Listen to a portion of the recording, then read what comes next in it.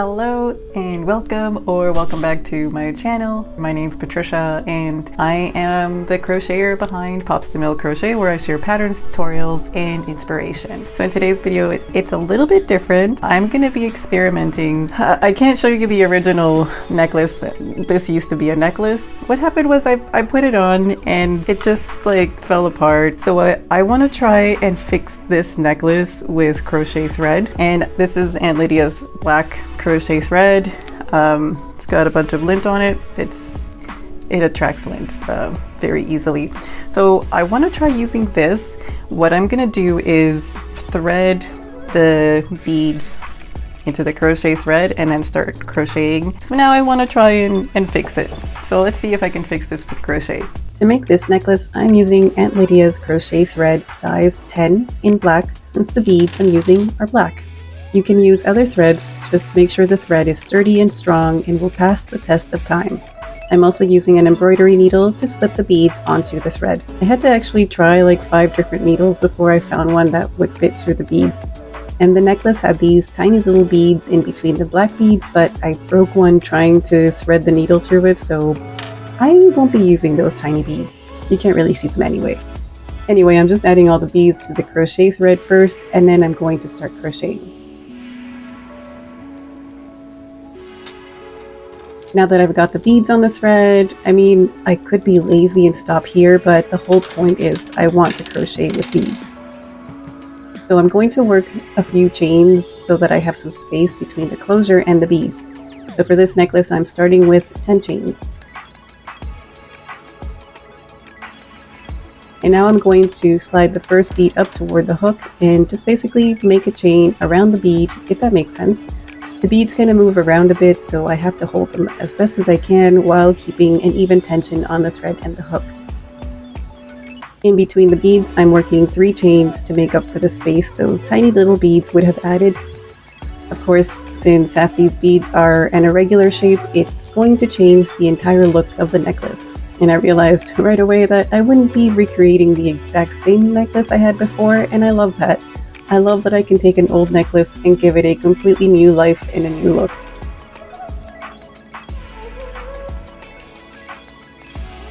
I'm really sad. This necklace, I wanted to wear it for New Year's, and I remember putting it on.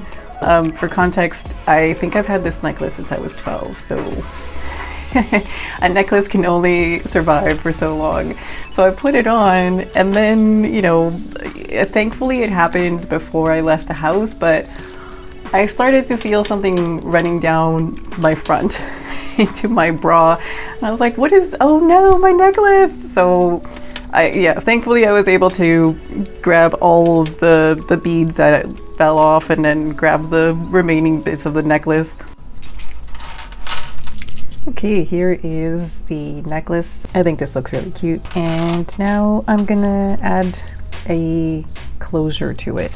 So I brought out my little jewelry kit that I got off Amazon, and I don't actually know what I'm doing, but it's got these, I think these are claw closures. I don't know what these are called, but I'm gonna use one of these and one of these rings so that, there's something to claw into.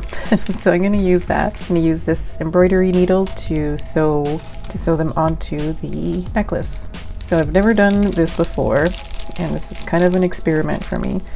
So I'm really hoping that this works. My one concern with these little rings is that they're kind of uneven here, so it's like, what if the thread just goes right through that little opening there? So I need to grab my pliers just to make sure that I can close the rings if I need to. Working with tiny little pieces like these is not something I usually do. I feel like I've always felt like I have sort of clumsy hands. And I don't know, I think this is why I usually work with bigger projects, because I just feel like my hands are too big sometimes. Alright, so got my little ring here, and didn't want to go all the way in here like that. I do want this to stay somewhere near this last chain. So I'm just going to stitch this in a few times and hopefully it works. I don't actually know if it will, but fingers crossed.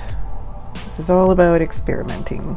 And the other thing that I'm thinking is I have necklace extensions. So if this is too short, I obviously don't want it to choke me. But if it turns out to be too short, then ideally I can add a necklace extender. Okay, I think this is probably okay. And just in case, I have my pliers here.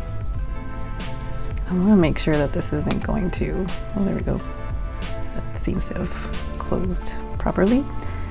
Okay, so I'm going to just weave this thread in through the chains bit so that I know it's not going to come undone. If I do make a necklace again, it's gonna have to be different thread, not black. This is so hard to see. And there's the one ring on one end, and I'll cut that yarn in a second. And then I'll repeat the same thing with this piece. Oh, this needle head is too big for this. Okay, all right. I will need to, I know, I'll use another one of these and insert it into the clasp. And then I grabbed another one of these small rings and I'm gonna do the same thing. I'm going to add it to this end and then I'm gonna use my pliers to add the clasp. So I'm gonna do it on this side so that I can see if this actually will work the way that I'm imagining it. So I do need to open this up. Thankfully this kit comes with this handy ring that holds these jump rings in place. Oh man, I feel like I have ham hands. Okay, let's nice and open.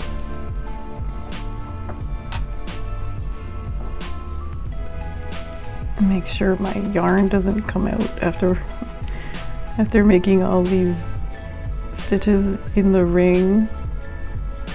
There we go. And then close this up. There. Okay, that's cool. Okay, so that works. So I've got the clasp in place on this end, and so now I'm going to add this second ring on the other side. So I'm going to do that off camera because I don't think you need to see me struggle with this again. Okay, I've added the rings to both ends, the clasp, and this is ready to wear. So let's try this on. And what do we think? It's super cute, right? I love that the shape of the necklace changed and now it's more like a choker. Honestly, it looks a little more dressy than the original and I'm super happy that I could fix it. But let's just take a moment to appreciate the necklace and my Summer Nights cardigan. I released a video tutorial in a blog post, so go check that out if you want to make a cute little cardigan to go along with your new necklace. So now you know what to do next time you find yourself with a broken necklace and beads down your front. Just grab a hook and some thread. I hope you enjoyed this necklace repair with crochet thread, and if you did, please give it a thumbs up. Thank you so much for watching and subscribing. I hope you have a wonderful day, and I will see you in the next video.